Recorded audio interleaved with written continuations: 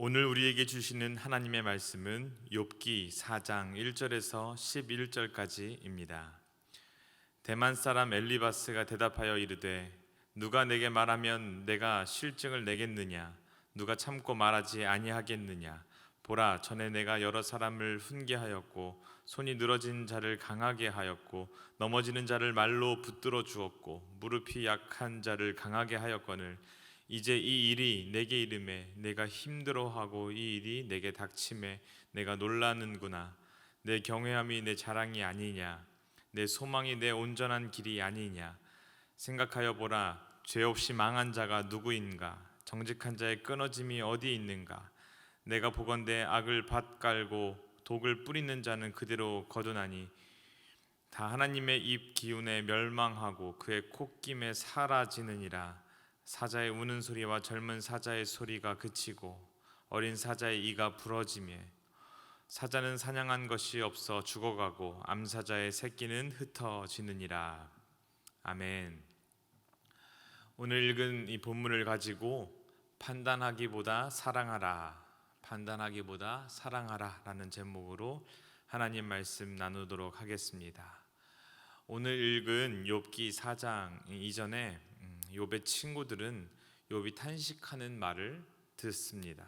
욥은 자신의 생일을 저주하고요, 죽음 이후의 평안을 동경하는 듯한 소리들을 이전에서 오늘 본문 이전에서 욥이 그런 소리를 합니다. 그 이야기를 들은 친구들 중에서 가장 나이가 많은 친구 대만 사람 엘리바스가 욥과 먼저 대화를 합니다.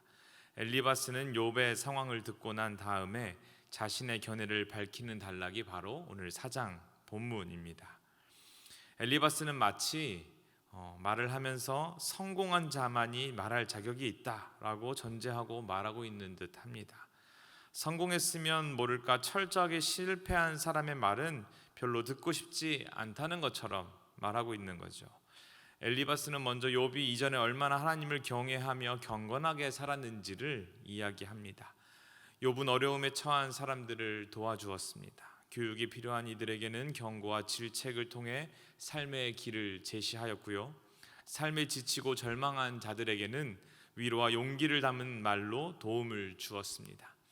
고난 이전에 욥은 사람들에게 희망과 위로를 주는 사람이었던 것이죠. 그런데 정작 자신이 위로받을 처지가 되자 현재 상황을 받아들이지 못하고 혼란스러워합니다. 심지어는 하나님을 향한 탄식의 말을 쏟아내는 것이었죠. 한때 하나님을 경외하는 것을 자랑거리로 삼고 온전한 길을 걸었던 것을 생각하면 욥의 이러한 행동, 고통을 잘 이겨내지 못하는 행동을 보면은 참 이해하기 어렵습니다.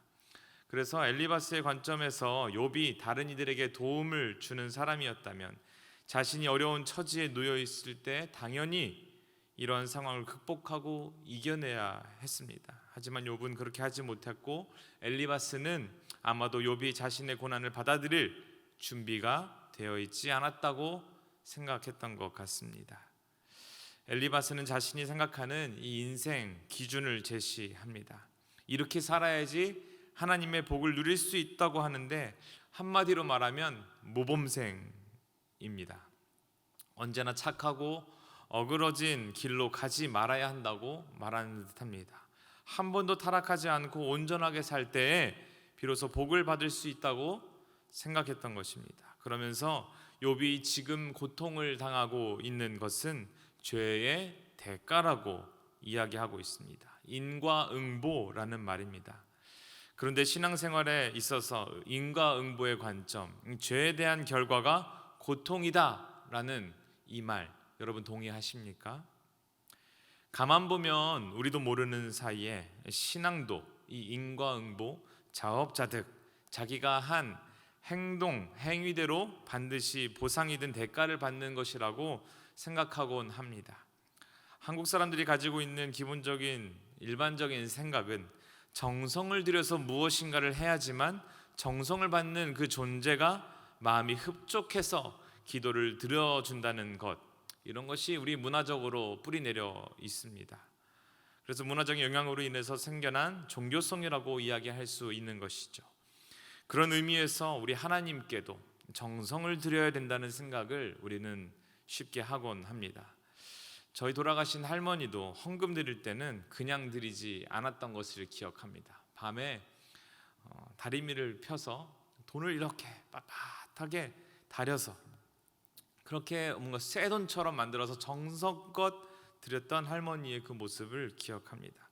뭔가 정성을 들이고 무엇인가 할 수 있다고 생각하면 내가 믿는 신, 우리 하나님이 그것에 대해서 흡족해 한다고 하는 것이 바로 인과응보나 자업자득을 확대한 생각일 것입니다. 이런 면에서 엘리바스의 주장은 근거가 있는 말입니다. 성경도 일반적으로 이런 원리를 계속 주장하고 있습니다. 그러나 보편적 진리를 특수한 상황에 적용하며 일반화시키려는데 엘리바스의 잘못이 있습니다. 악이 징계받고 선이 보상받는다는 논리는 대단히 일반적이지만 예외적인 경우도 얼마든지 있다는 것을 엘리바스는 알지 못했던 것입니다. 예컨대 구약 성경의 아벨은 하나님을 뜨겁게 사랑하고 예배했다가 죽임을 당했습니다. 또 어디 있습니까? 신약 성경에는 초대교회 스데반 집사는 전혀 잘못한 것이 없음에도 불구하고 돌에 맞아서 순교를 당합니다. 성경의 몇 구절만 봐도 죄의 문제와 별개로 고난당하는 경우는 얼마든지 많이 발견할 수 있다는 것을 우리는 알 수 있습니다. 그렇다면 우리는 오늘 본문을 통해서 어떤 시각을 가지고 살아야 하겠습니까? 엘리바스가 욥에게 이렇게 거침없이 말을 쏟아낼 수 있었던 이유는 욥을 판단하는 마음이 있었기 때문에입니다. 또한 엘리바스는 몇 가지 편견도 있었는데 먼저는 위에서 말한 대로 성공한 사람만이 말할 자격이 있다고 생각했던 점입니다. 세상은 눈에 보이는 것으로 성공과 실패를 구분합니다. 하지만 믿음의 사람들은 보이지 않는 하나님과의 관계로 성공과 실패를 말합니다. 회사의 부도 때문에 오히려 하나님과 더 깊은 관계가 생겨났다면, 더 기도하고 매달리게 되었다면 사업의 실패를 인생의 실패라고 말할 수 없습니다. 오히려 성공한 인생이라고 말할 수 있는 것입니다. 또 이 엘리바스를 붙잡고 있었던 것은 인과의 법칙이었습니다. 심은 대로 거둔다는 보편적 원리로 해석되지 않는 충분한 경우들이 있지만 그는 거기까지 생각하지 못했습니다. 인과의 법칙으로 따진다면 우리 모두는 다 지옥에 가야 하는 존재들입니다. 왜입니까? 바로 우리는 죄인이기 때문입니다. 그러나 하나님은 죄인을 구원하는 방법, 인과의 법칙과는 전혀 거리가 먼 방법으로 우리에게 주셨습니다. 구원의 방법이 무엇입니까? 바로 은혜입니다. 은혜 때문에 우리는 구원을 받게 된 것입니다. 오늘 본문의 욥은 고통 자체만으로도 힘든데 친구들의 방문 때문에 더욱 고통을 받습니다. 친구들이 와서 자신에 대해서 이런저런 판단을 하면서 정죄했기 때문입니다. 사실 여러분, 판단은 우리의 몫이 아닙니다. 판단하고 심판하는 것은 누굽니까? 하나님뿐입니다. 우리가 누군가를 판단하고 심판한다면은 내가 하나님이 되고자 하는 선악과의 죄를 다시 반복하고 있다는 것을 꼭 기억해야 할 것입니다. 여러분, 우리가 구약의 다윗의 위대함, 다윗 왕의 위대함을 이야기할 때 기억하는 장면이 하나 있습니다. 자신을 죽이려고 하는 사울 왕을 눈앞에서 죽일 수 있는 기회가 생겼던 다윗은 사울 왕을 죽이지 않습니다. 스스로 심판자가 되지 않았던 점이 다윗의 위대함을 말하는 것 중에 대표적인 그의 성품입니다. 우리가 살면서 참 많은 판단을 합니다. 나와 다르다는 이유로, 나에게 해가 된다는 이유로 배척하고 멀리합니다.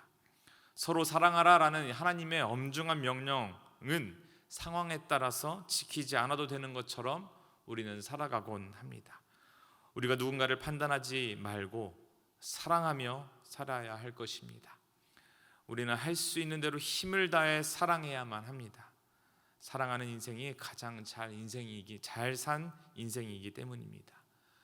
말씀을 마무리하기 원합니다. 하나님이 기뻐하시는 인생은 사랑하는 인생입니다. 판단과 비난으로 일관된 삶을 사는 사람은 풍요로운 삶을 살지 못하는 사람입니다.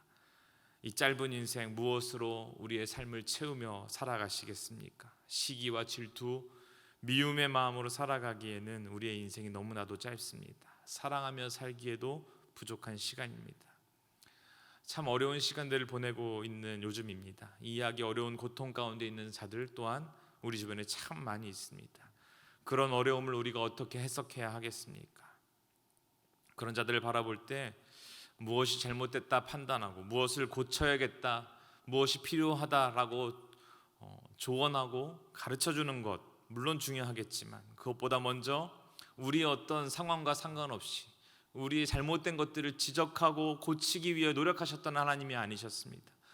우리를 안으시며 우시며 우리를 위해서 다시 당신의 아들을 우리에게 죽음으로 선물로 주셨던 그 하나님의 말없이 죽으셨던 예수님 같이 우리에게 당부하신 그 사랑의 삶을 날마다 살아가는 저와 여러분 되시기를 간절히 원합니다. 그렇게 살아갈 때에 하나님 나라의 풍성한 은혜가 우리 삶 가운데 차고 넘치게 될 것입니다. 그렇게 사랑으로 판단하지 않고 이웃을 사랑하는 삶을 사는 우리 모두의 삶 되기를 주님의 이름으로 간절히 축원합니다. 우리 함께 기도하기 원합니다. 함께 기도하실 때 하나님, 우리가 구원받을 수 있었던 이유가 있다면 오직 전적인 하나님의 은혜임을 기억하게 하여 주시옵소서. 마치 나의 노력과 헌신으로 하나님의 자녀가 된 것처럼 착각하는 인생 아무도 살지 않게 하여 주시고, 겸손함으로 주변의 이웃들을 판단하거나 가르치기를 멈추고 하나님이 보여주신 그 사랑으로 사람들을 품는 자들 되게 하여 주시옵소서. 한 번 더 기도하실 것은 욥과 같이 어려움 가운데 고통의 한복판에 있는 자들이 있다면 하나님 힘을 더하여 주시옵시고 이겨낼 수 있도록 주여 함께하여 주시옵소서라고 우리 함께 기도하며 나아가도록 합시다. 기도합니다. 사랑과 은혜가 풍성하신 하나님 아버지, 하나님 어려운 시기, 어려움 가운데 있는 우리들의 삶을 기억하며 하나님 이 어려움들을 어떻게 해석하며 나가야 할지 오늘 말씀을 통하여 말씀하여 주시니 감사를 드립니다. 아버지 하나님, 인과응보적인 신앙의 패턴에서 벗어나며 하나님 우리가 어떠한 행동을 해야지만 복이 있는 것처럼 착각하지 않게 하여 주시옵소서. 하나님의 그 전적인 은혜로 말미암아 구원받고 하나님의 자녀가 된 저희들일 텐데 아버지, 어떤 것을 위해 노력하는 것을 멈추고 하나님 주님의 은혜를 더욱더 갈망하는 인생 되기를 간절히 바라옵고 원하옵나이다. 고통이 하나님 우리의 연약함으로 인하여 우리의 불신앙으로부터 왔다고 말하는 사탄의 그 유혹으로부터 하나님 속지 않게 하여 주시옵시고 하나님 우리에게 주어진 이 어려움들과 고통을 하나님 천국과 가치를 단련시키시는 그 하나님의 큰 계획 안에 있음을 신뢰함으로 하나님 살아가며 인내하며 이겨낼 수 있는 믿음과 힘과 용기가 우리의 삶 가운데 넘쳐날 수 있도록 주님 인도하여 주시옵소서. 욥과 같이 어려움 가운데 있는 자들 가운데 다시 한번 주님 힘을 더하여 주시옵시고 독수리 날개쳐 오름과 같은 새 힘을 우리에게 허락하여 주셔서 아버지 우리 삶을 통하여 하나님 살아계심을 증거하는 놀라운 인생 될 수 있도록 주님 역사하여 주시옵소서. 이제는 우리 주 예수 그리스도의 은혜와 하나님의 그 사랑하심과 성령님의 교통하심이 판단하기를 멈추고 나를 향하신 하나님의 사랑으로 이웃을 사랑하기로 결단하며 겸손함으로 나아가는 신촌의 모든 백성들 머리 위에 이제로부터 영원토록 함께 하옵시기를 간절히 축원하옵나이다. 아멘.